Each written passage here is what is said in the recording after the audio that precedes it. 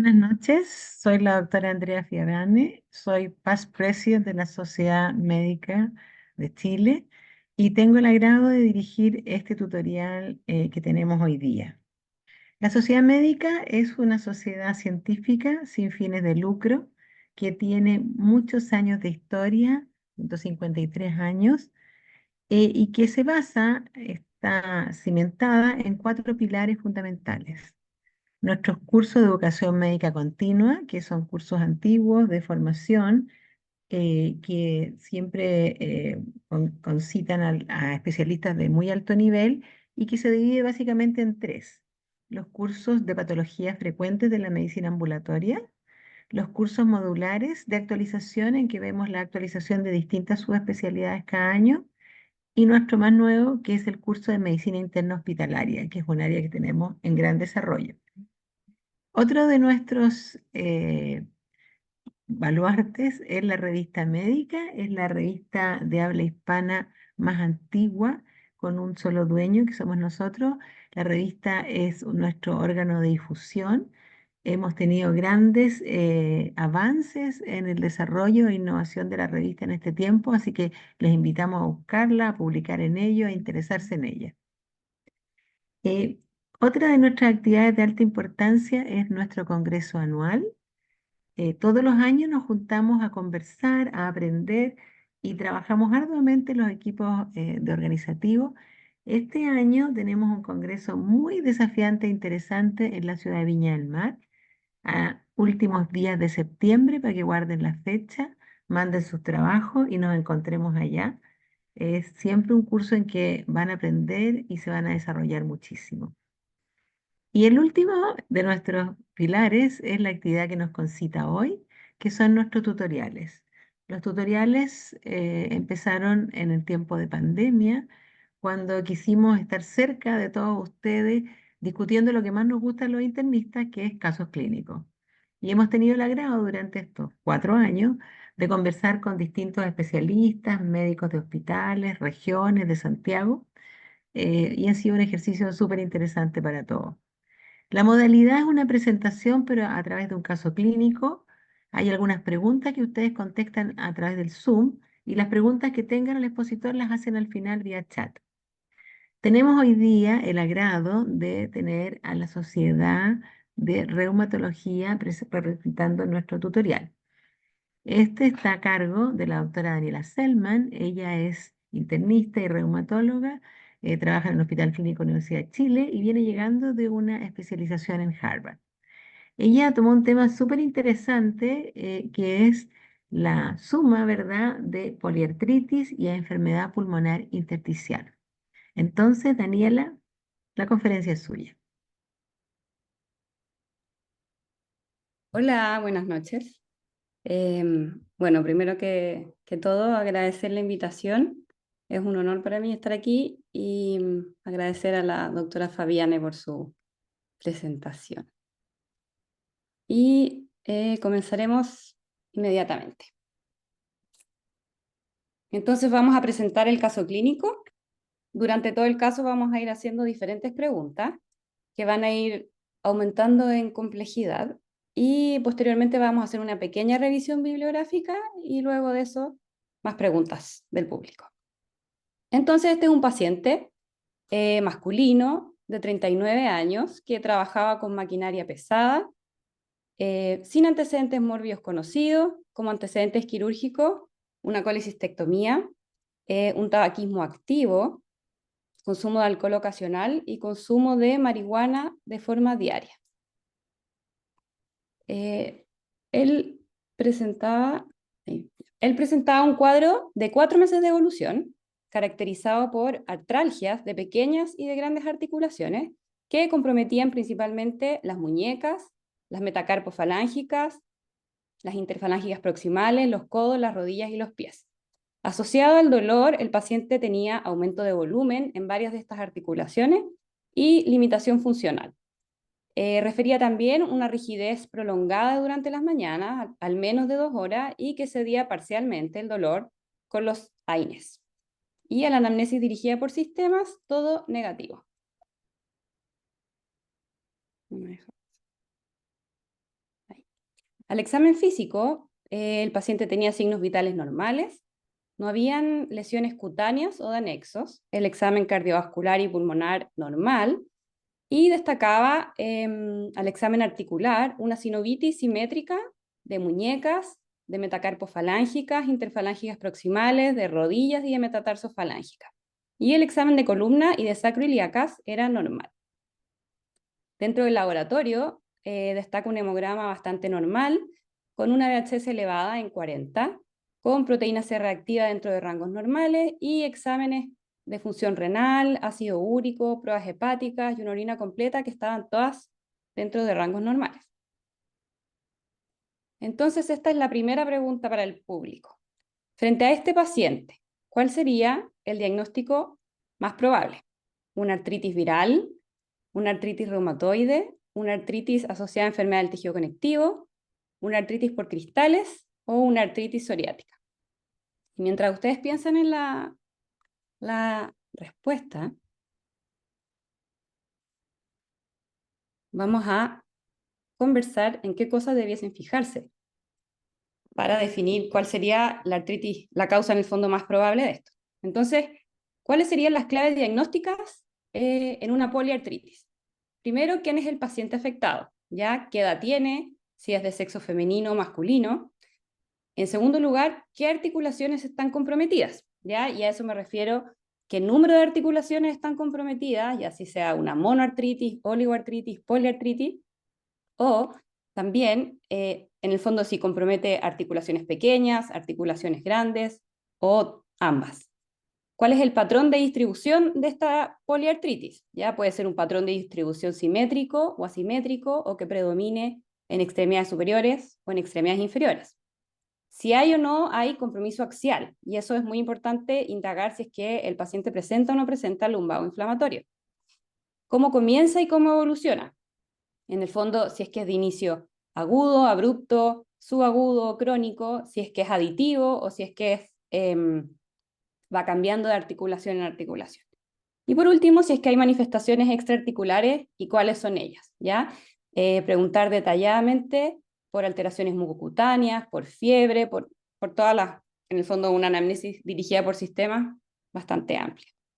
Entonces, no sé si ya contestaron porque yo no puedo ver la respuesta. Ahí está, ya. La mayoría de los oyentes votó artritis reumatoide con un 56%. Y la segunda más votada es la artritis asociada a enfermedades del tejido conectivo, ¿ya? Un 10% solamente por artritis viral y un 1 por cristales y artritis psoriática, ¿ya? Y la respuesta correcta en este caso sería una artritis reumatoide, ¿ya? ¿Por qué? Primero es la artropatía inflamatoria autoinmune más frecuente que vemos, y en este caso el paciente ya tenía un cuadro que era una poliartritis crónica, simétrica, y eso en el fondo son como las cosas más importantes. ¿Por qué no una artritis viral? ¿Ya? Porque en general las artritis virales son agudas y pueden asociarse con síntomas extraarticulares.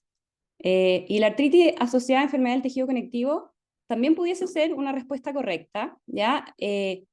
Muchas enfermedades del tejido conectivo se manifiestan inicialmente solo con poliartritis y no hay otras manifestaciones en ese momento, pero en este caso, como el paciente era masculino, uno como que inicialmente sospecha que es más probable que sea una artritis reumatoide.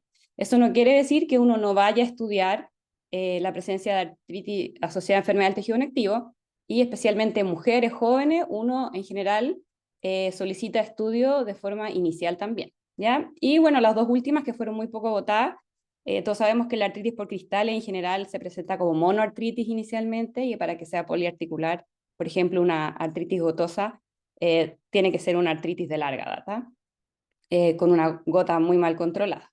Y la artritis psoriática, que también hubiese sido una alternativa probable, en este caso es menos probable porque el paciente no tenía antecedentes familiares ni personales de psoriasis, no habían placas de psoriasis, a pesar de que algunas veces el compromiso articular puede ser puede ser primero, ¿ya? Y porque además, a pesar de que hay algunas artritis psoriáticas que se parecen bastante en la distribución a la artritis reumatoide, en general las artritis psoriáticas son más asimétricas, ¿ya? Si uno las compara con la artritis reumatoide.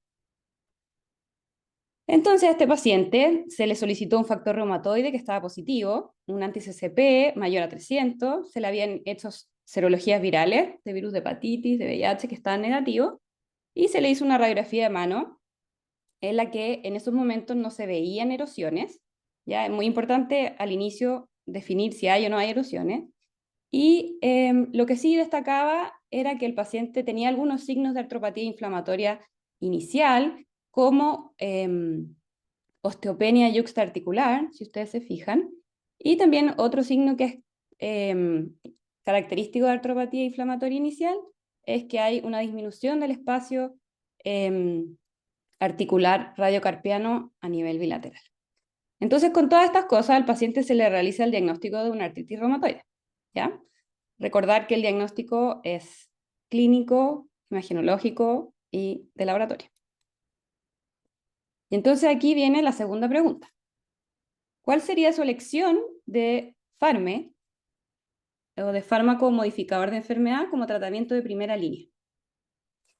Y aquí las opciones son hidroxicloroquina, el adalimumab, que es un anti-TNF, un tratamiento biológico, el metotrexato, la leflunomida o el tofacitinib, que es una molécula pequeña.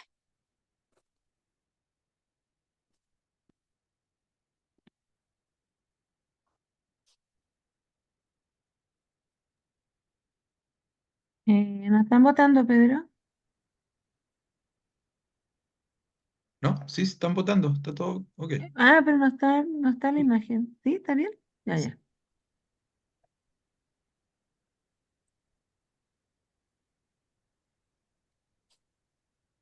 Sí, ya. Y la mayoría está correcta. El 80% votaron metotrexato, un 13% hidroxicloroquina y el resto menos porcentaje.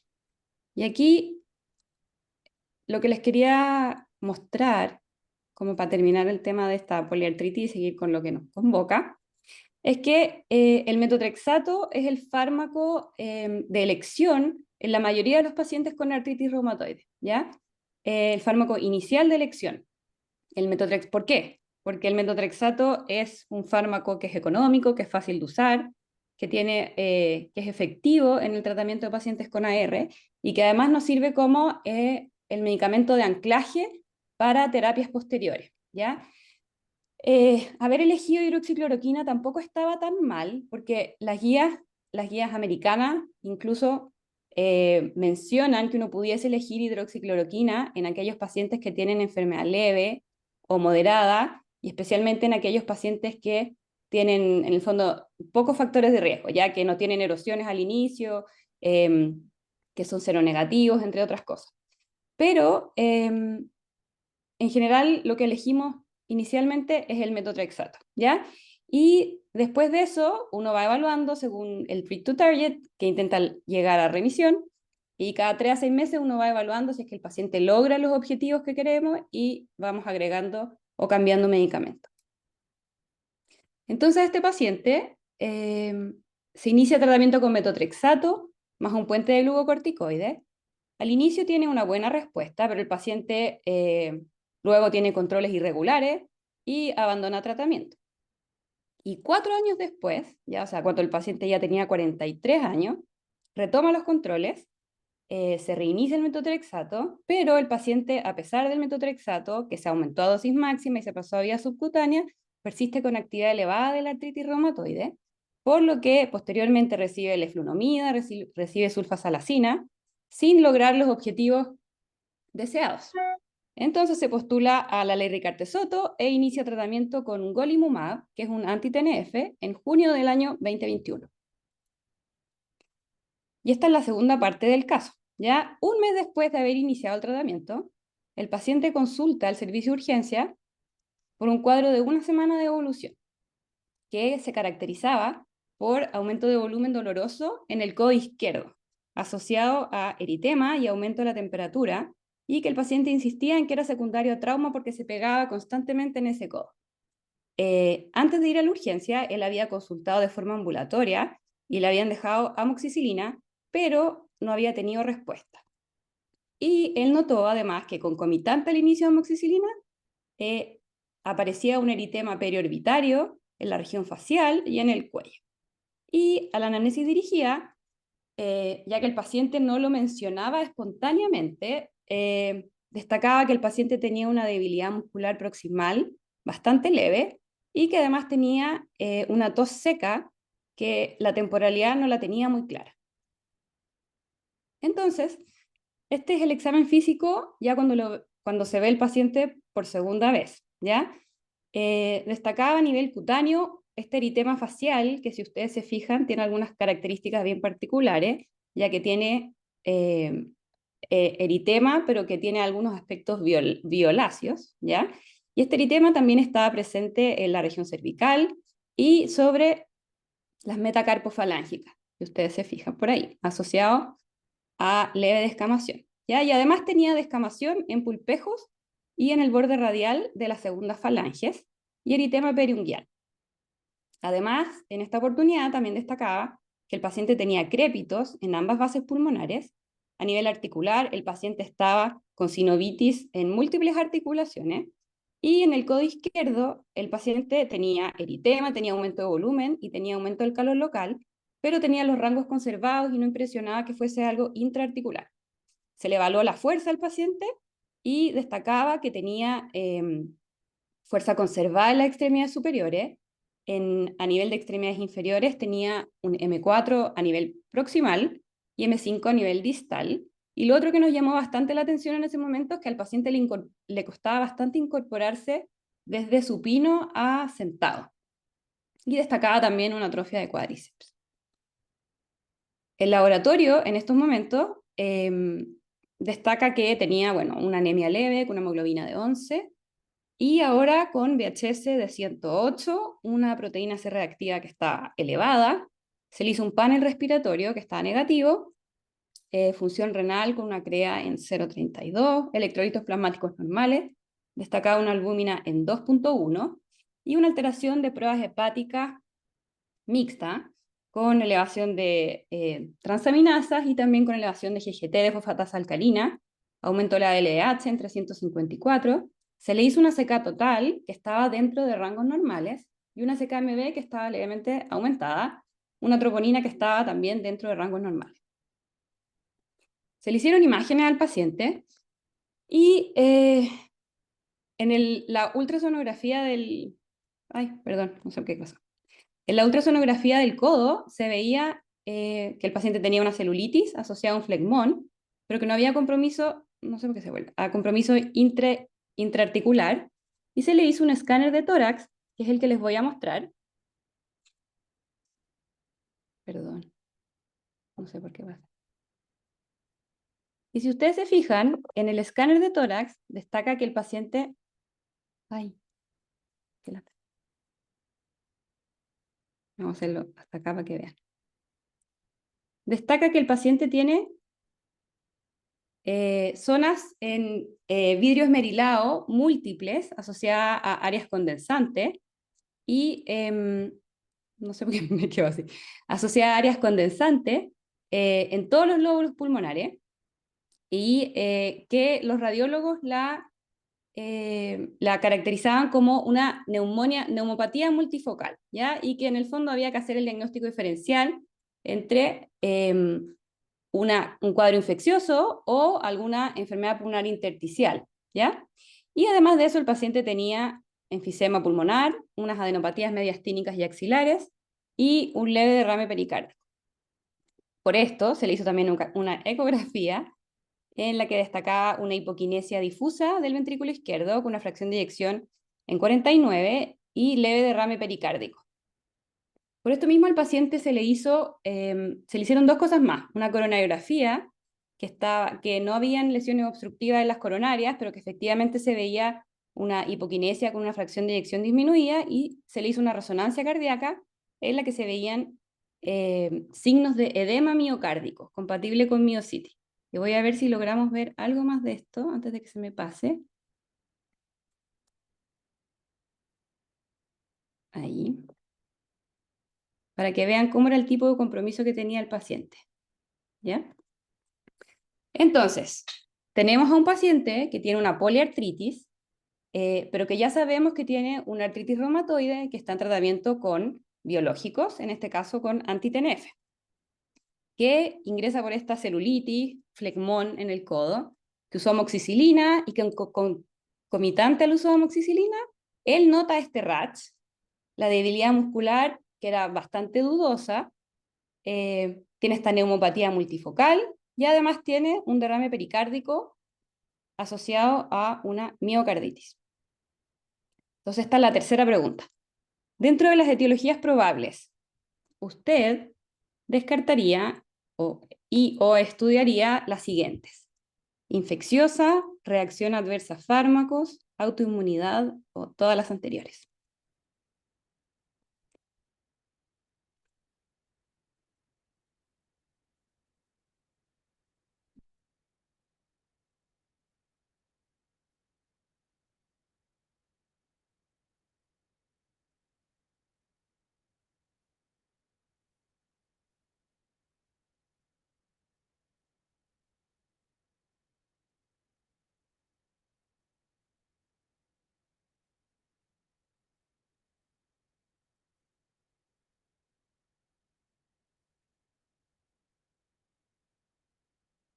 ¿Ya podemos ver las respuestas? Muy bien. Todos, prácticamente todos, contestaron todas las anteriores. Y bueno, yo estoy de acuerdo, y eso fue en el fondo lo que nos preguntamos en un principio. Dijimos, ¿será esto que el paciente tiene una artritis reumatoide, que además tiene un cuadro infeccioso, como ya tiene un cuadro infeccioso en el codo, tiene además un cuadro infeccioso a nivel pulmonar, pensando que este es un paciente inmunosuprimido? ¿Será que la amoxicilina le produjo este RAT? ¿O será que además de la infección y de la artritis, el paciente tendrá otra enfermedad autoinmune? Entonces nos planteamos todas esas posibilidades y el paciente se estudió como en múltiples frentes desde el principio. ¿Ya? Entonces el paciente se hemocultivó, se inició antibióticos de forma empírica, se suspende la amoxicilina y lo que pasó es que, y obviamente se solicitaron otros exámenes, y con esto disminuyen los parámetros inflamatorios de forma notoria, pero persisten el RAT, el compromiso pulmonar y la debilidad muscular. Entonces, nos quedamos actualmente con esto. Vamos a dejar por ahora de lado el tema de la celulitis, ¿ya? Y centrarnos en estas cuatro cosas. Y dentro de todas las cosas que pensamos, obviamente dijimos, bueno, el paciente tiene una artritis reumatoide y tiene esto en el pulmón. Si es que esto no es algo infeccioso, ¿qué cosa podría ser? ¿Ya? Y ahí nos empezamos a preguntar, ¿será solo por la R que tiene esto o será que ahora tiene otra cosa? Y entonces esta es la pregunta número 4. ¿Qué enfermedades autoinmunes pueden presentar una enfermedad pulmonar intersticial? La artritis reumatoide, la esclerosis sistémica, las miopatías inflamatorias, la vasculitis ANCA, todas.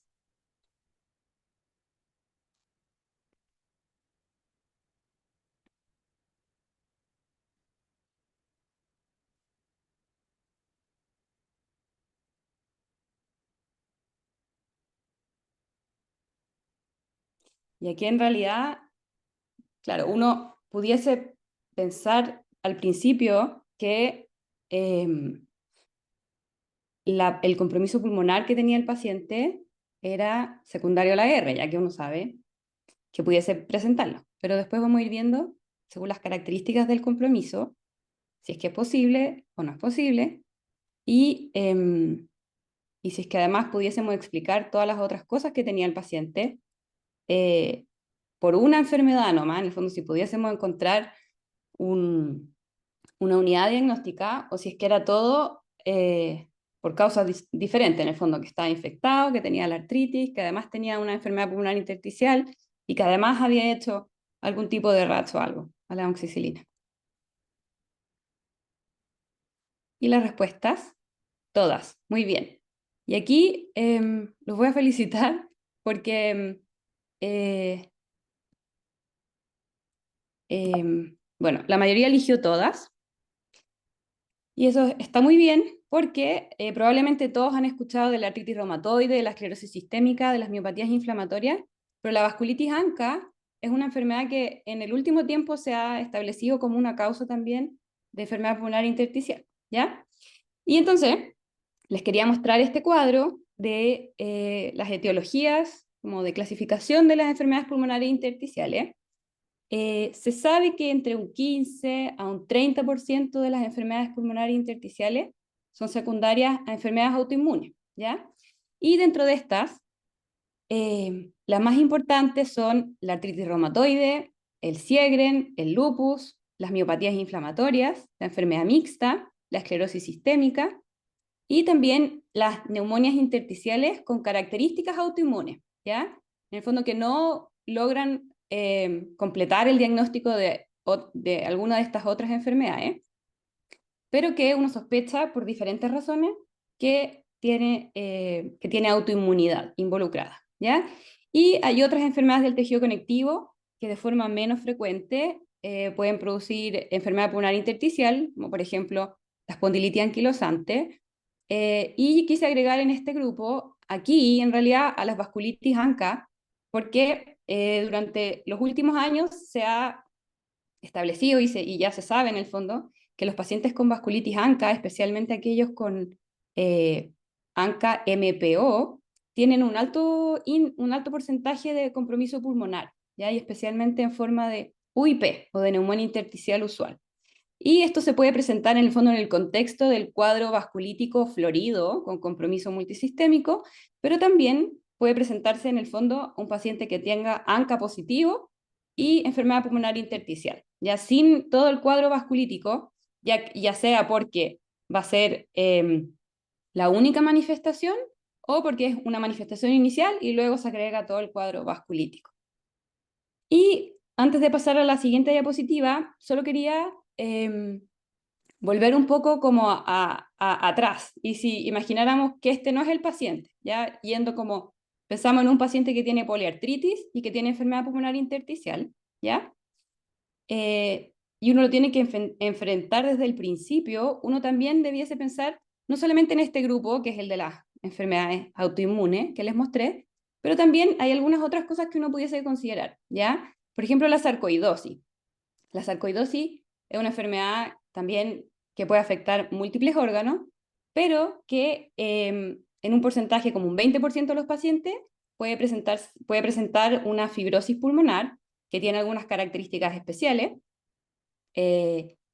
y pudiese coexistir con artritis, especialmente en las formas crónicas de artritis de la sarcoidosis, ¿ya? Porque sabemos que la sarcoidosis puede presentar artritis en dos etapas de la enfermedad, ya sea en la forma aguda, junto con el síndrome de Löfgren, junto con el eritema nodoso y las adenopatías biliares, y esa artritis se caracteriza por estar principalmente en los tobillos y en general es oligoarticular, ¿ya?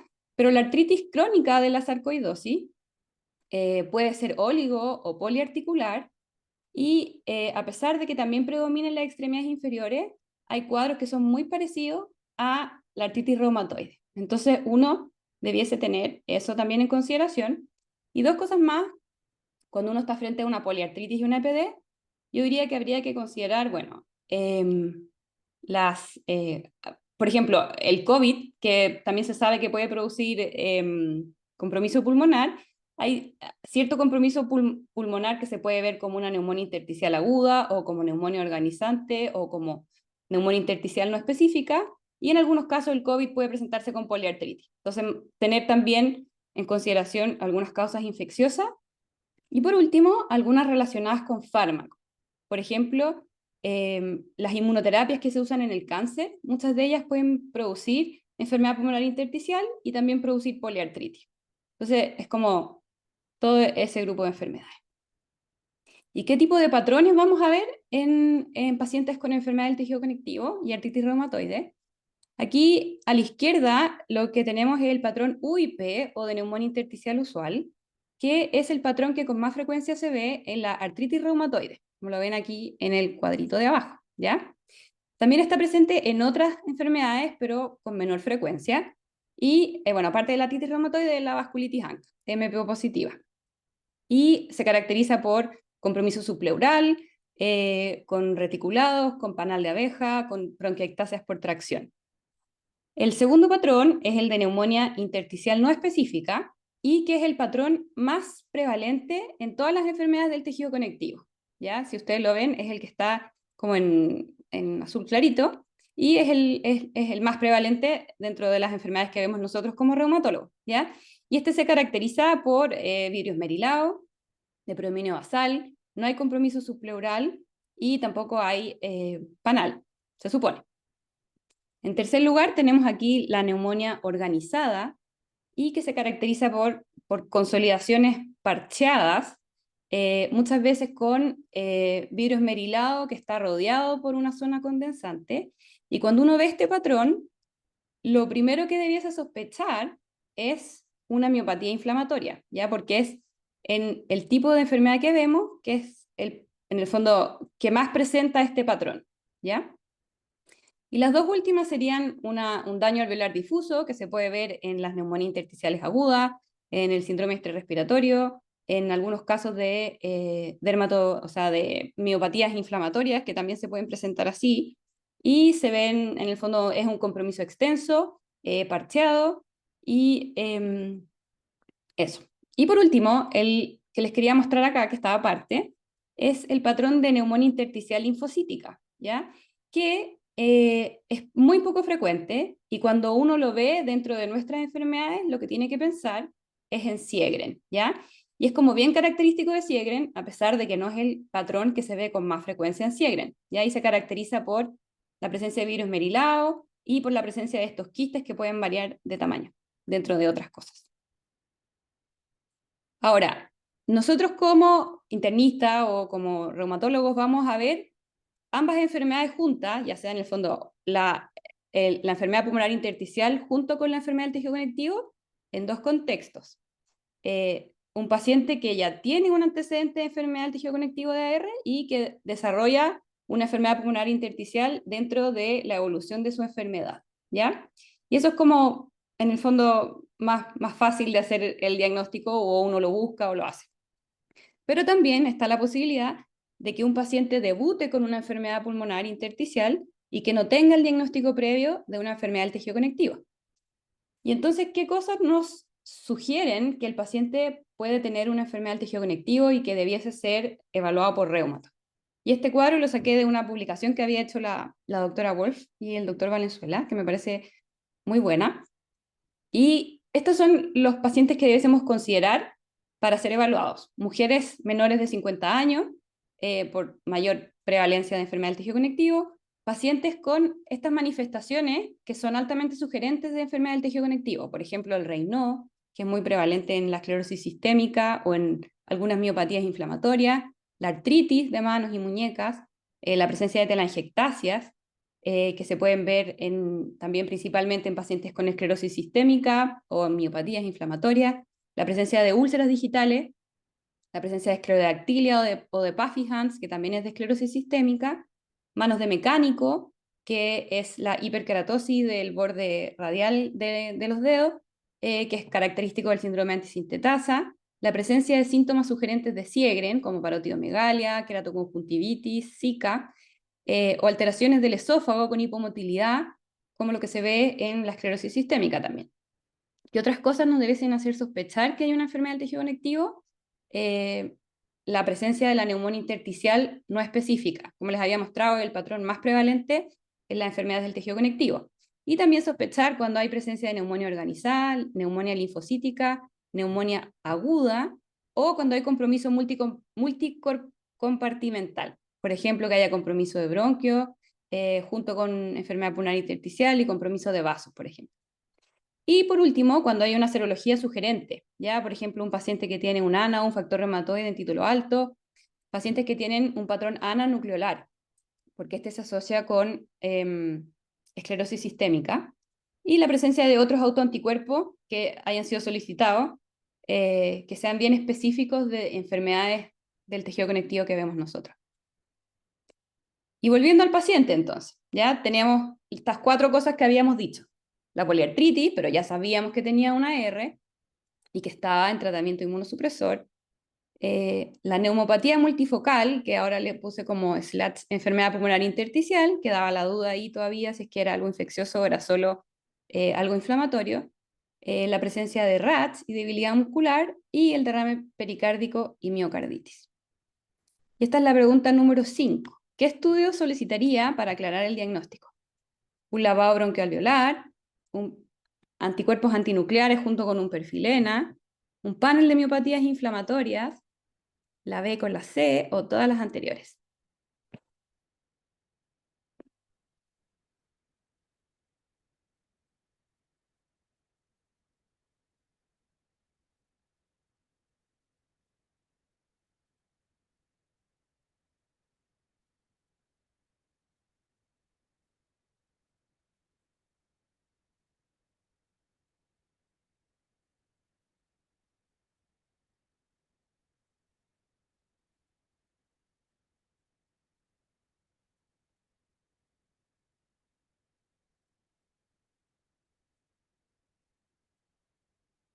Y la respuesta más prevalente fue todas las anteriores, con un 56%, y la B con la C, ya en un 41%. Y en realidad están todos bien, porque yo puse las mismas, ¿ya? ¿Por qué? Porque el lavado bronquialveolar, en general, en contexto como el que estamos viendo, la mayor utilidad que tiene sería para descartar algo infeccioso, ¿ya? O para descartar una hemorragia alveolar. En este contexto, ¿ya? Y, por ejemplo, nosotros no se lo hicimos al principio al paciente. Entonces, por eso estarían las dos bien. Y nosotros no se lo hicimos al inicio porque empezó a mejorar con el tratamiento antibiótico y porque hallazgos que empezaron a ver dentro de los otros exámenes nos indicaban que el paciente no iba por el lado de la infección, sino que iba por otro lado, ¿ya? Pero la respuesta está bien, en el fondo uno pudiese haber hecho un lavado bronquialveolar desde el principio, si es que la sospecha de infección era muy alta, y especialmente porque si uno piensa que después va a inmunosuprimir al paciente, es bueno estar seguro de que no está infectado. Ahí por lo menos. Y entonces les voy a proponer, ya dejando de lado lo infeccioso y dejando de lado también otras causas de EPI, junto con poliartritis, como la sarcoidosis, las vasculitis ANCA, los medicamentos, otras cosas, vamos a proponer las siguientes alternativas para este paciente. Ya en el fondo, ¿será que todo esto es secundario a la misma artritis reumatoide o a los tratamientos que estaba recibiendo el paciente? ¿O será que este paciente, además de la artritis reumatoide, tenía otra enfermedad autoinmune? ¿Ya? Y todas esas. Y para términos de este ejercicio diagnóstico que vamos a hacer, vamos a considerar que en todas estas situaciones los pacientes pueden tener poliartritis. Entonces, con respecto a la artritis reumatoide o sus tratamientos, sabemos que la artritis reumatoide puede afectar cualquier parte del pulmón, ¿ya? Y puede presentar derrame pleural, pleuritis, puede tener compromiso de la vía aérea superior, puede tener compromiso de la vía aérea inferior, como bronquiectasias o diferentes tipos de bronquiolitis, puede afectar los vasos y también, obviamente, puede tener enfermedad parenquimatosa como enfermedad pulmonar intersticial, aparte de los nódulos reumatoides. Y con respecto a la prevalencia de la enfermedad pulmonar intersticial, es muy variable según donde uno lo lea y según qué técnica se utilizó para hacer el diagnóstico, ¿ya? Porque en artritis reumatoide no está establecido hacer ningún tipo de screening de enfermedad pulmonar intersticial, entonces las prevalencias varían según eso. Y las prevalencias son desde 5% hasta mucho más alto si uno considera el compromiso por escáner, que muchas veces hay compromiso por escáner que es subclínico y que no es muy relevante, ¿ya? Una cosa importante es que el compromiso pulmonar puede preceder a la enfermedad articular en un 20% de los casos. Y los factores de riesgo principales para esto, aparte de algunas alteraciones genéticas, son el ser hombre, mayor de 65 años, fumador, tener serología positiva y la presencia de manifestaciones extraarticulares. Y el patrón más frecuente que vemos en los pacientes con artritis reumatoide es el patrón de UIP, pero los otros también se pueden ver. Y con respecto a los tratamientos, quería mencionar dos cosas solamente. Primero, el metotrexato y el riesgo que existe de la neumonía, inducida por metotrexato, ¿ya? Esto es algo muy raro, tiene una prevalencia baja y en general se presenta de forma aguda o subaguda. No hay como un factor de riesgo que esté así súper bien determinado para presentar este tipo de neumonía y se puede presentar en cualquier momento del uso del fármaco, ¿ya? Eso con respecto a la neumonía intersticial, o sea, la neumonía por metotrexato, pero como les decía antes, es algo que es poco frecuente y además ya se sabe también que el uso de metotrexato en pacientes con AR es protector para el desarrollo de enfermedad pulmonar intersticial. Entonces, no hay que tenerle susto en general, ¿ya? Y el tratamiento de esta neumonía intersticial por metotrexato, en general, los pacientes responden bastante bien a la suspensión del metotrexato y al uso de corticoides y de terapia de soporte. Y con respecto a los anti-TNF, tener presente que en el fondo el paciente está usando un anti-TNF, que se han descrito nuevos casos o exacerbaciones de enfermedad pulmonar intersticial con el uso de anti-TNF. Ahora, pero ¿cómo podríamos explicar las otras cosas que tenía este paciente? La debilidad, el RATS, el compromiso cardíaco. La debilidad muscular es muy frecuente, ya por diferentes causas, es multifactorial.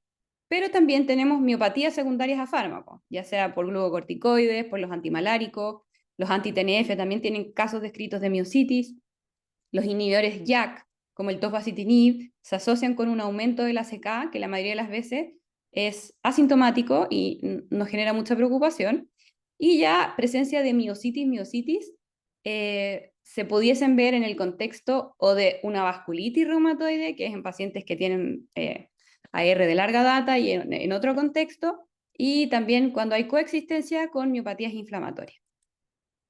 Con respecto al compromiso cutáneo, los pacientes con AR no tienen este compromiso cutáneo tipo RATS, que es el que vimos en este paciente, sino que tienen nódulos subcutáneos, pioderma gangrenoso, vasculitis o ya casos mucho menos frecuentes actualmente, amiloidosis. Pero los fármacos que usamos sí pueden asociarse con diferentes tipos de RATS, ¿ya? Los antimaláricos como la hidroxicloroquina, los anti-TNF que se pueden asociar al lupus farmacológico y la sulfasalacina que también tiene varios efectos adversos a nivel cutáneo, como el Steven Johnson, diferentes tipos de RATS y el lupus farmacológico. Y por último, a nivel cardíaco, a ver si esto se pudiese explicar por la artritis en este paciente, la pericarditis es muy común, ¿ya? En pacientes con artritis reumatoide, pero la miocarditis no es muy común, es bastante rara, y en general cuando está presente, que es más un estudio de autopsia, porque a nivel de ecocardio o de síntomas no es prevalente, no es difusa, ya como lo que se veía en este paciente.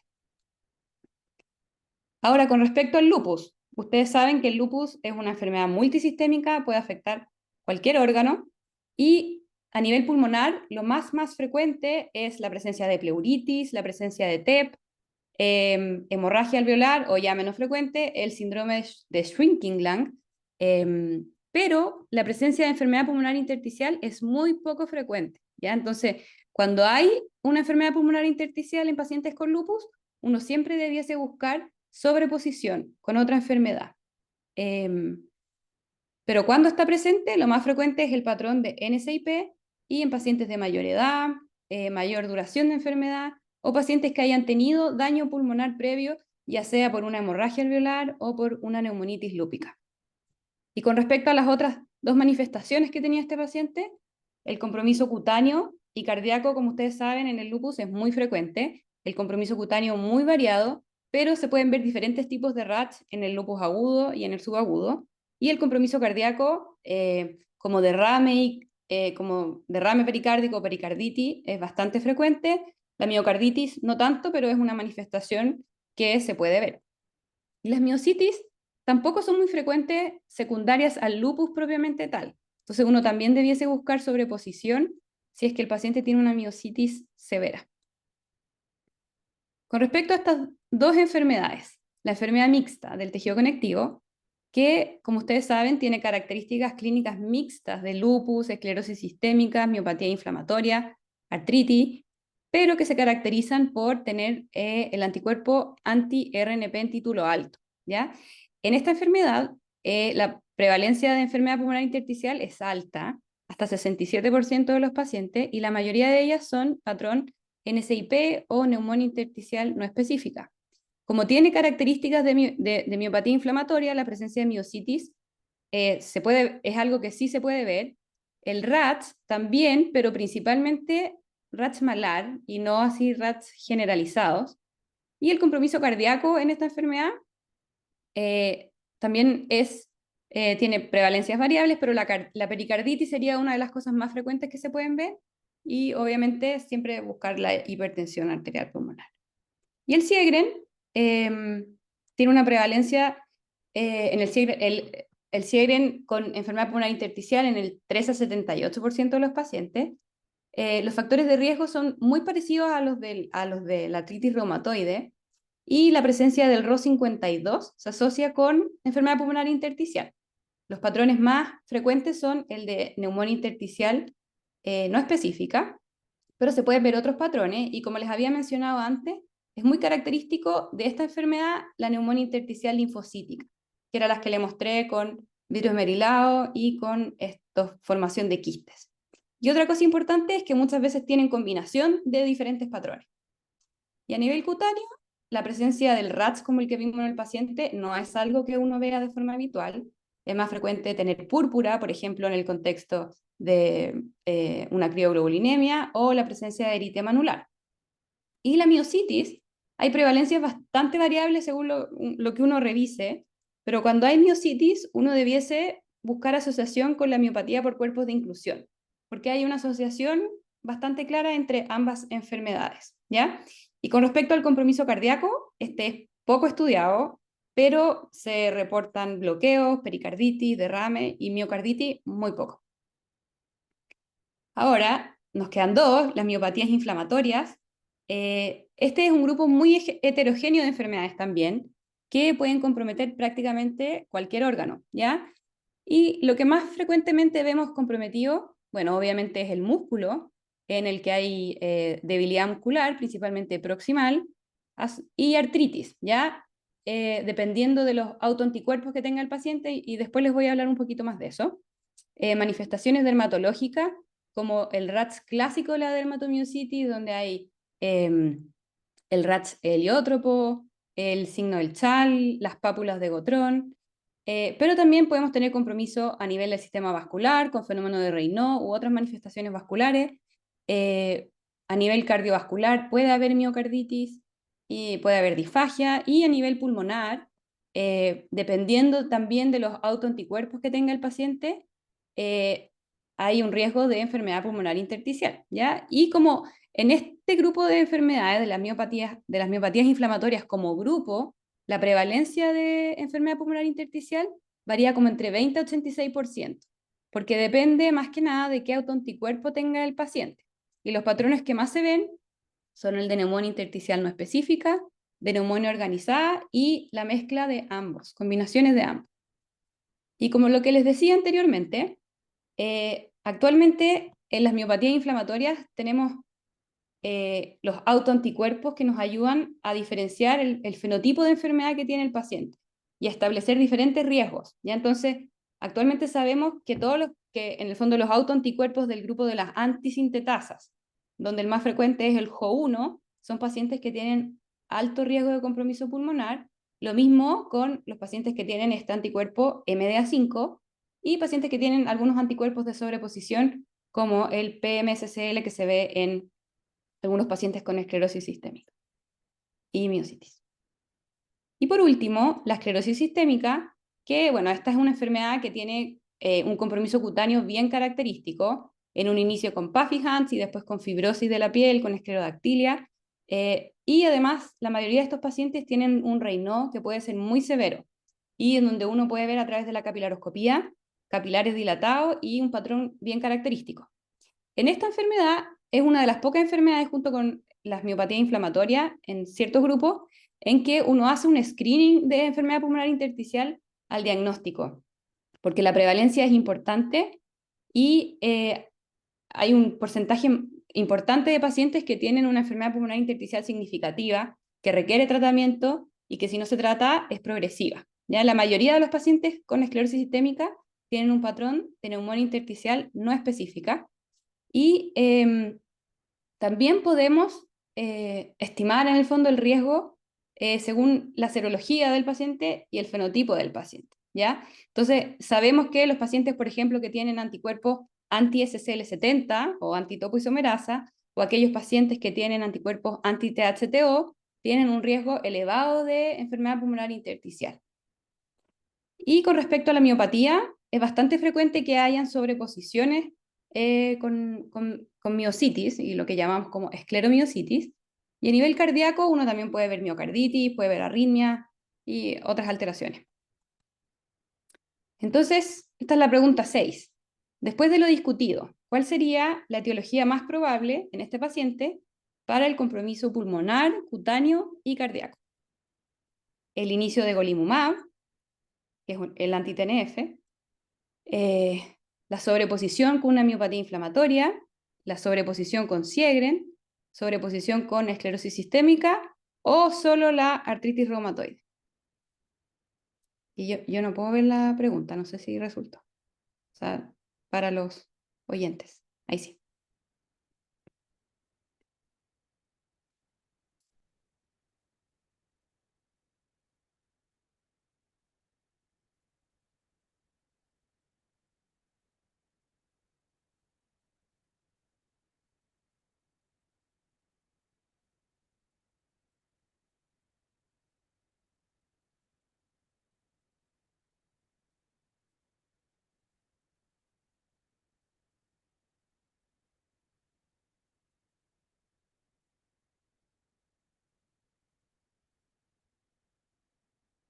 A ver, la respuesta.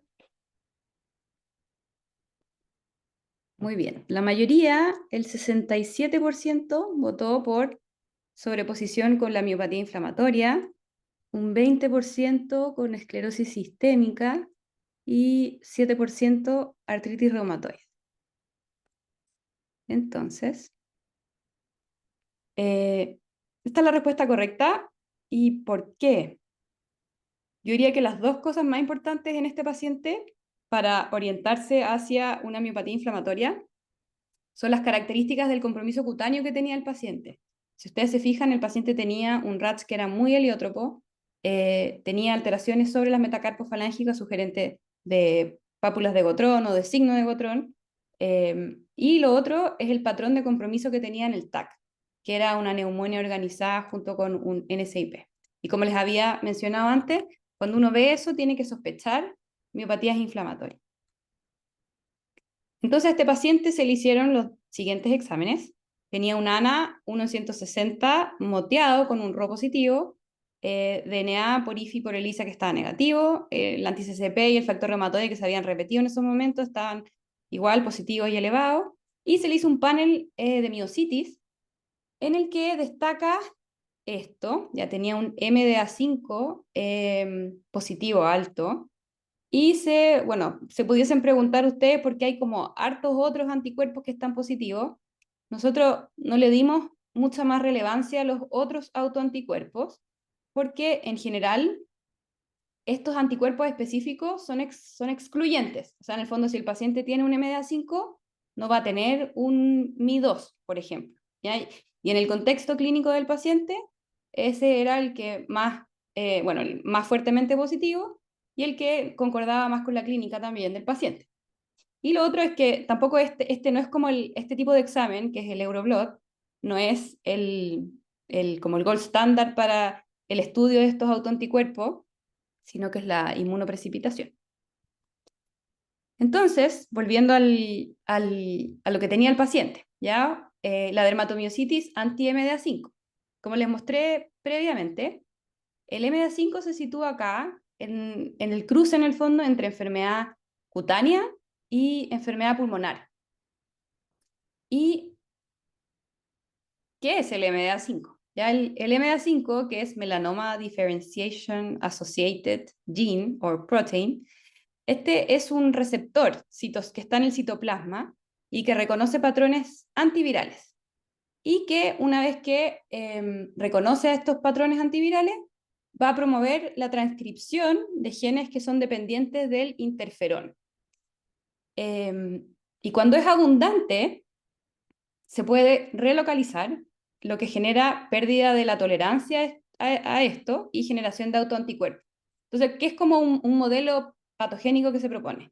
El paciente tiene una infección viral, el RNA viral se junta con este receptor en el citoplasma y estimula la transcripción de genes que son relacionados con el interferón, ¿ya? Se van a generar complejos que tienen MDA5 que van a ser expuestos a la superficie, además de la célula. Y en la superficie de la célula, lo que debiese pasar normalmente es que se genere una respuesta adaptativa apropiada a la situación y se controle esta enfermedad. Pero en pacientes que son susceptibles o que tienen exceso de MDA5, lo que pasa al exponerse a este MDA5 es que se generan autoanticuerpos, ¿ya? Y todo este loop va a generar aumento del interferón y este es el que se ha asociado con la vasculopatía, con la fibrosis, con todo el estado hiperinflamatorio que genera este síndrome. Clásicamente, la dermatomiositis por MDA5 se ha como clasificado como una dermatomiositis amiopática más una enfermedad pulmonar intersticial rápidamente progresiva.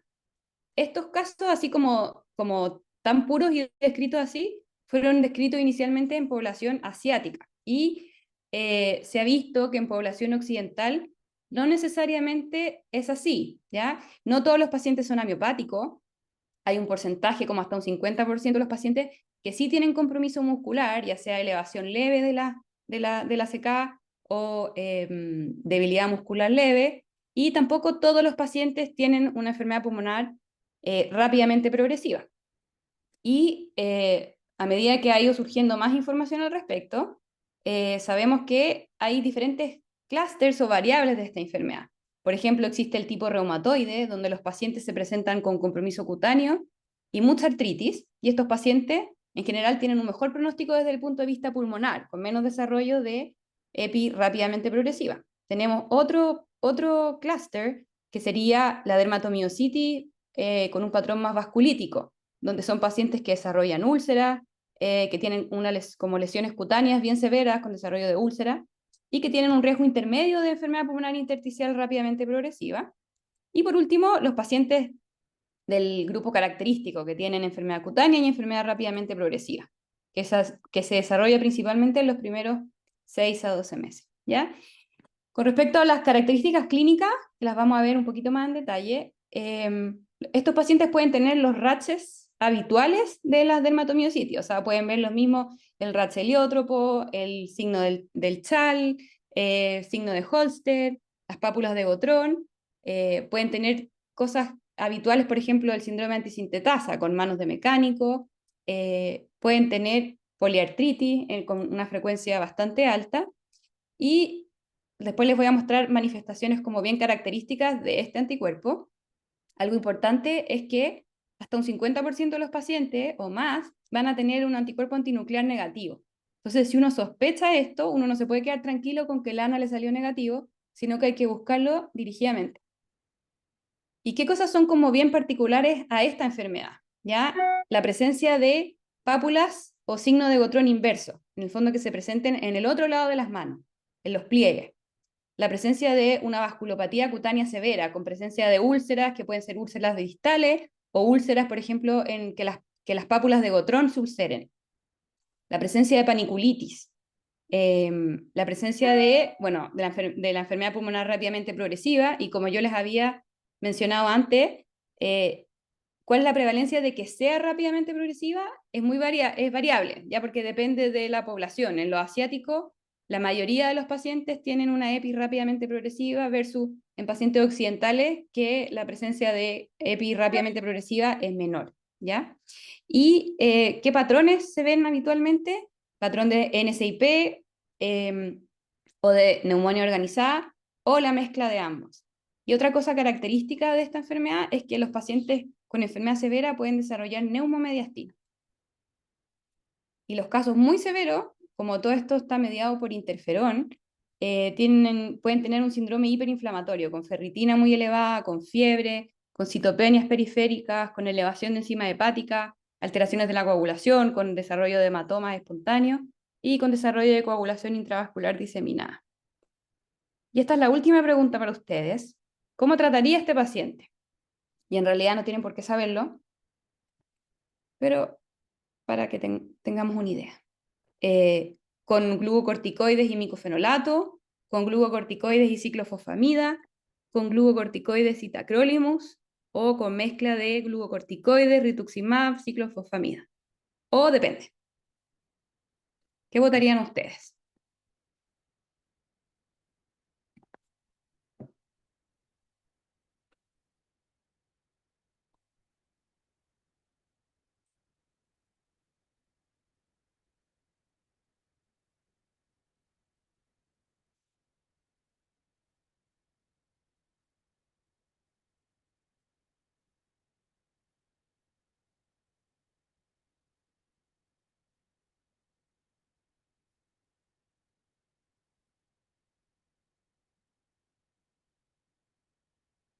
¿Tenemos respuestas?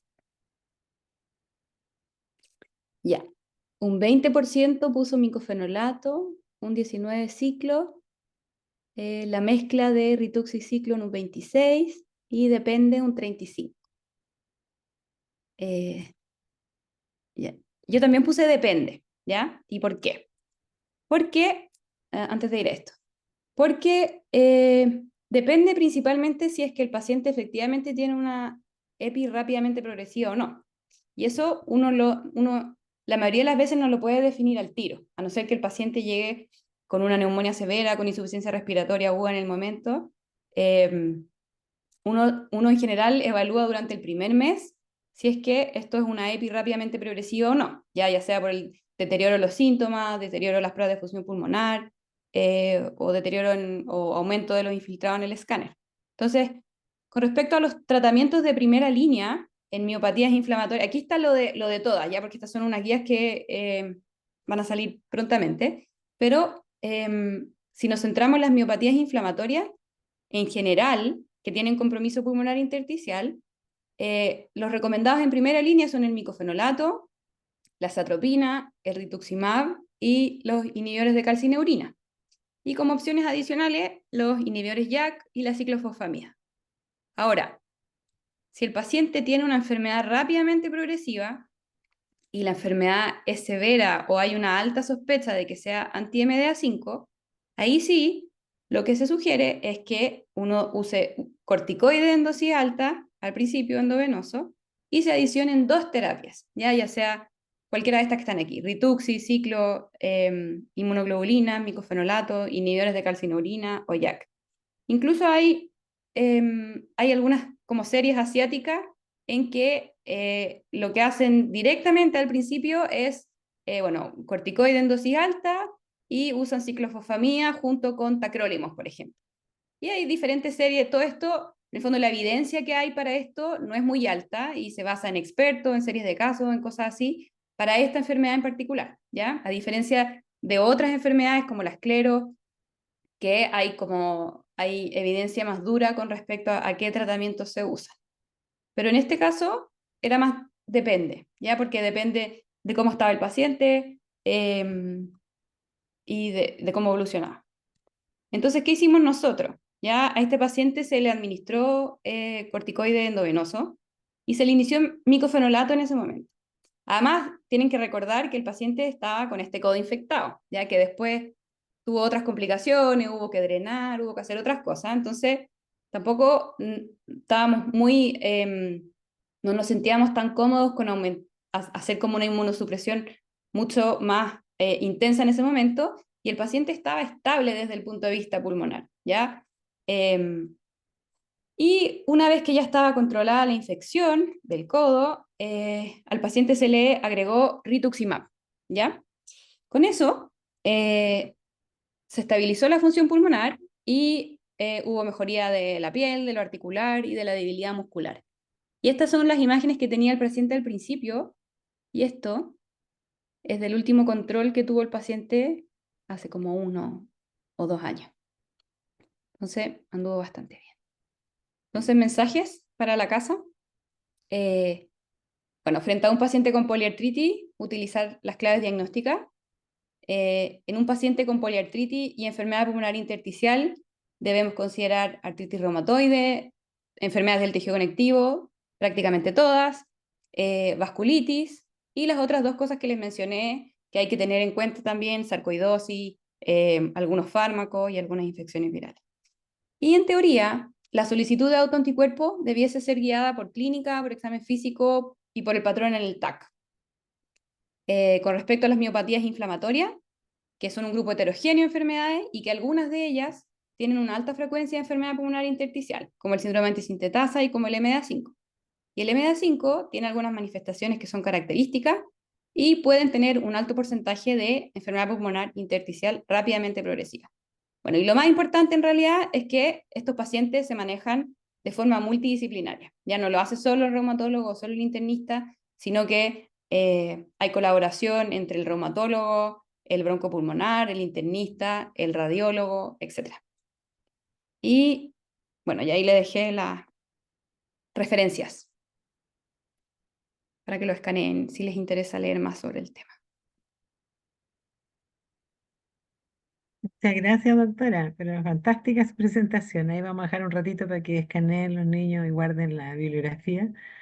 Estupenda, por eso la eligieron las doctoras de la Sochire para que presentara muy ordenada y muy contundente su presentación. Además, un caso precioso en realidad, muy bonito. Sí, Eso es lo bonito. que más nos gusta, los casos poco raros, pero que uno aprovecha de mirar bastante.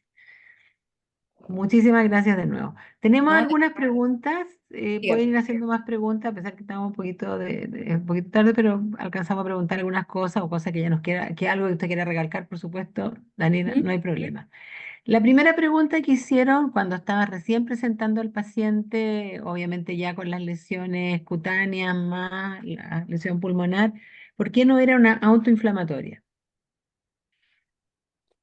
Eh, o sea, pudiese haber sido. Lo que pasa es que autoinflamatoria como Steele dice, por ejemplo. O sea, como... Sí, claro, de esa Sí, tendría que haber sido para el patrón del enfermo, digo yo. claro. Sí, Claro, pudiese haber sido, por ejemplo, un Steele, pero en general las enfermedades autoinflamatorias, la mayoría de ellas tienen fiebre alta. Este paciente nunca tuvo fiebre. Eh, en el Steele, la presencia de enfermedad pulmonar intersticial no es algo que se vea de forma habitual. Uno puede ver infiltrados pulmonares que son transitorios, pero enfermedad pulmonar intersticial como tal no se ve en el Steele, por ejemplo. Y en otras enfermedades autoinflamatorias tampoco son tan prevalentes. no, como la policondritis y eso no. En general, el compromiso pulmonar, que en esta enfermedad era bien gravitante, no. El cutáneo puede ser. Ok. Después nos preguntan, en la artritis reumatoide cero negativa, ¿dan serositis? O sea, pericárdico o pleural. Pudiesen dar, es mucho más frecuente en los pacientes que son seropositivos, ¿ya? Claro, Pero también pudiese haber. claro. Porque ahí dice, si uno encontrara serositis, ¿pasaría rápidamente al setting de lupus o podría ser que uno encontrara en un negativo, en un cero negativo? Podría ser, ¿cierto? Podría ser, yo lo estudiaría igual, pero claro, es mucho más frecuente en pacientes con factor reumatoide o anti-CCP positivo. Acá un chiquillo te pregunta eh, respetuosamente, dice, ¿qué tiene un paciente con sobrepeso? Y él pregunta por la parte metabólica, porque no recuerda haber visto una hemoglobina glicosilada y pensaba si sería importante mirar si tuviera un trastorno de hidrato de carbono asociado a la enfermedad. Sí, la verdad es que no, ni siquiera recuerdo si lo habremos hecho en algún momento. Probablemente los internistas de Sí, sala sí se lo habrán pedido. sí. Y claro, si uno va a dejar corticoides en dosis alta, en general nosotros estudiamos si es que hay diabetes o riesgo de diabetes, pero no lo puse en estos momentos porque no era como, Irrelevante. no sé si le iba a aportar mucho más al caso, pero, Exacto. pero sí, buena pregunta. Buena pregunta, muy respetuosa y buena pregunta. El valor del anti-Ro52 en el Ah, panel de esa sí, miopatía. Sí. es una buena pregunta, porque nosotros en los paneles de miopatía tenemos anticuerpos que son específicos de miopatías inflamatorias y tenemos anticuerpos que son asociados, ¿ya? Entonces, uno, en general, si hay autoanticuerpos específicos, hay solo uno, pero estos sí se pueden asociar con los asociados, que son como el Ro, el Q, el otros, ¿ya? Y cuando uno tiene un autoanticuerpo específico junto con un Ro52 se agrega un mayor riesgo de tener enfermedad pulmonar intersticial, ¿ya? Como que le suma riesgo y le suma en algunos casos gravedad también. Sí. Ok, interesante. Acá el Rodrigo Araya te felicita, encuentro extraordinario. Acá tenemos otra pregunta que nos dicen, ¿cuánto tiempo tengo para iniciar el tratamiento con esteroides e inmunosupresores como para evitar las secuelas, las consecuencias a largo plazo? La progresión. En general, todo esto se hizo bastante rápido. Yo diría que, bueno, en el J tenemos la suerte de que podemos tener los exámenes bastante rápido, este tipo de exámenes. Y una vez que ya habíamos descartado la parte infecciosa, iniciamos los corticoides rápidamente. Yo creo que no pasaron más de 5 días hasta que nosotros iniciamos los corticoides. Claro. Uno debiese, una vez ya como controlado lo infeccioso y descartado lo infeccioso, partir rápidamente, ¿ya? Y más que por la secuela, en el fondo por el riesgo de que progrese rápidamente, ¿ya? Y en este caso en particular, uno tiene como más tiempo, ¿cierto? Porque el paciente estaba estable en un inicio, no estaba con insuficiencia respiratoria, pero hay diferentes, o sea, hay otros contextos. Este mismo paciente podría haber llegado a la UCI con este tipo de neumonía intersticial. Y en ese contexto, uno debiese iniciar el tratamiento lo antes posible para prevenir mortalidad, digamos. Claro, es otro setting de paciente. También Ujú. te plantean acá que ante la presencia de una miopatía, si se planteó lo paraneoplásico. Ah, sí, buena pregunta también. Sí, Mm, a pesar de que el MDA5 no es uno de los autoanticuerpos que se asocie con cáncer, ¿ya? Con miopatía paraneoplásica, a este paciente sí se le hizo estudio, ¿ya? Porque tenía todas estas cosas, en el fondo tenía múltiples serologías positivas, eh, más que nada por eso le hicimos también un escáner en el fondo completo, ¿ya? Y después se hizo estudio endoscópico y todo. Y en el escáner completo, que no lo puse porque si no hubiesen adivinado el tiro que era lo que tenía el paciente, tenía calcificaciones en varias partes y tenía paniculitis también. ah, correcto. Pero sí, uno debiese estudiar cáncer en prácticamente todas las dermatomiositis, pero hay algunos autoanticuerpos que se asocian más con cáncer que con otros. Entonces, uno también pudiese ir guiando el estudio según eso.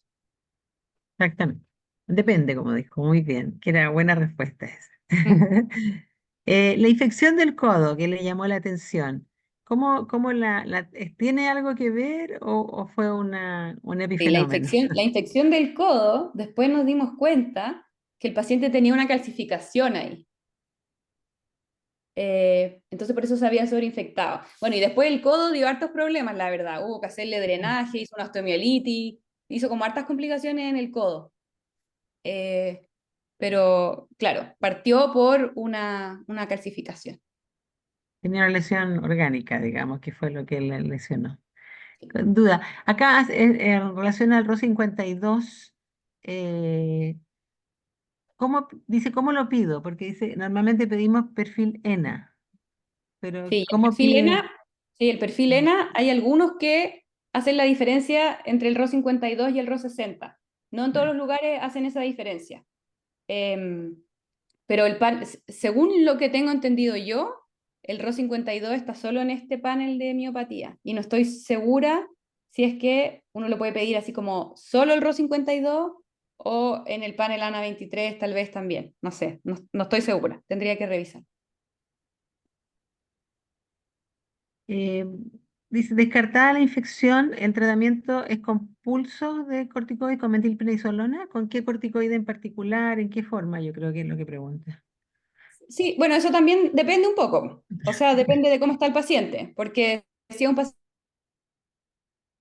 No, pues, pero la estudio, doctora. uno pudiese perfectamente partir con corticoides vía oral, ¿ya? Ahora, si el paciente está grave, o hay un compromiso pulmonar severo, o tiene mala tolerancia oral, eh, uno parte, o sea, endovenoso, parenteral. Correcto. Acá la felicitan nuevamente, doctora. Dice que ha habido papers recientes que desestiman el valor de la radiografía de manos en el diagnóstico inicial de la AR. Ah, bueno. ¿Igualmente se recomienda o no? Esa es la Sí, igualmente se recomienda, ¿ya? Cada vez estamos diagnosticando como las ARs más precozmente, ¿ya? Eh, entonces, más que un rol diagnóstico, tiene un rol como para saber el basal del paciente, ¿ya? A uno no le gustaría partir un tratamiento, por ejemplo, biológico, sin tener una radiografía de mano, porque uno tiene que tener algo de base para evaluar cómo evoluciona el paciente. En el fondo, si hace erosiones en el tiempo o daño articular en el tiempo. Pero tiene razón que como de diagnóstico y en pacientes como bien iniciales, probablemente uno puede no ver ningún cambio en la radiografía. Y en ese caso es mucho más sensible en artritis iniciales, artritis temprana, la ecografía o la resonancia en algunos casos. correcto. Claro, pero sirve como de piso de base, Sí, ¿cierto? siempre hay que pedirle igual, porque uno la tiene de piso. Muy bien. Y un examen sencillo, casi universal, digamos. Acá le dice alguien que el RO52 también está en el panel de esclerosis sistémica. Ah, ya. Sí. Aprendimos. No me Eso acuerdo. siempre es bueno. Súper. Doctora, algo que nos quiera decir como para redondear, nos diste los mensajes para la casa que estaban muy bien, muy agradecidos, pero algo más que quieras decir de o este caso o algo general respecto a Eh, R yo creo o que a este. en este caso es interesante que, bueno, el paciente ya tenía un diagnóstico como bastante claro de una artritis reumatoide, ¿cierto? Entonces, si sacamos de lado todas las cosas infecciosas y todo, y el paciente tiene una enfermedad pulmonar intersticial, uno pudiese como irse directo, bueno, ya, tiene una artritis, hizo una enfermedad pulmonar intersticial, lo normal es que uno piense que la enfermedad pulmonar intersticial es por la artritis, ¿ya? Pero uno debiese considerar todas estas otras cosas que hablamos, en el fondo el patrón, las cosas extraarticulares que tenía, para al final hacer como un diagnóstico, un buen diagnóstico. Y que a pesar de que al final necesitamos los autoanticuerpos para hacer como el diagnóstico definitivo, la clínica es súper importante y uno puede como llegar como bien avanzado en el diagnóstico solo con la clínica y el examen físico. Exactamente. Muy interesantes los estudios, pero estábamos bien ubicados desde antes. La última pregunta, doctora. Dice, ¿qué hago con un paciente con AR en tratamiento con metotrexato que hace una EIP? ¿Suspendo o mantengo el metotrexato? ¿Una ¿Qué le AIP parece? o una EPI? O sea, E- que hace una o sea, lo una que estamos, EPI, yo creo, porque puso hay- EIP. si un paciente con AR desarrolla una enfermedad pulmonar intersticial, la mayoría de las veces nosotros mantenemos el metotrexato, ¿ya? Ahora, si uno tiene un paciente que desde un inicio tiene una enfermedad pulmonar intersticial, o sea, uno lo diagnostica y también le hace el diagnóstico de una enfermedad pulmonar intersticial al principio, puede que uno evite el metotrexato por el riesgo de esta neumonía aguda e inducida por metotrexato. Pero en general, eh, en un paciente que está estable de lo pulmonar, que tiene una enfermedad pulmonar intersticial no severa, uno mantiene el metotrexato. Lo que sí hay algunos que se evitan, pues, por ejemplo, los anti-TNF, no los usamos, ¿ya? Y ahí, no es el tópico de este, pero uno decide según ciertas características si esa enfermedad pulmonar intersticial se va a tratar o no se va a tratar, la del paciente con artritis. Entonces, si le va a agregar otros medicamentos, le va a hacer cambio de medicamento, etc. Correcto. Y esta sí la última, porque de estos en general la gente sabe no mucho. La sensibilidad del panel de miopatía. Eh, es bueno, es que en enfermedades, ¿cómo decirlo? En miopatías inflamatorias es bastante sensible, ya sobre el 70% diría yo. Y es muy específico también. Eh, pero hay que pedirlo en el contexto adecuado, porque hay, por ejemplo, ahora, últimamente, uno pudiese pedirlo incluso si uno ya ha hecho todo el estudio, por ejemplo, en pacientes que tienen una enfermedad pulmonar intersticial y uno sospecha enfermedad del tejido conectivo, uno pudiese inicialmente pedir solo, por ejemplo, el ANA, el ENA, el RO, el factor reumatoide, y en el fondo, si todo eso está negativo y uno todavía cree que hay algo más, pide el panel de miocitis, porque además es un examen que es caro, ¿ya? Sí, claro.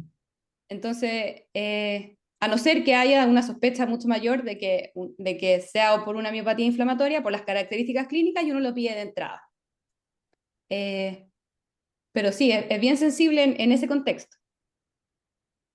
Claro, el contexto clínico correcto. Súper, doctora, la dejamos descansar porque nos ha ayudado mucho. Le agradecemos nuevamente, estupenda la presentación, muy bonito el caso, así que muchísimas gracias nuevamente de parte de todos nosotros. No, Que gracias a ten- ustedes. Un placer. Bonita tarde. Chao, chao. Chao.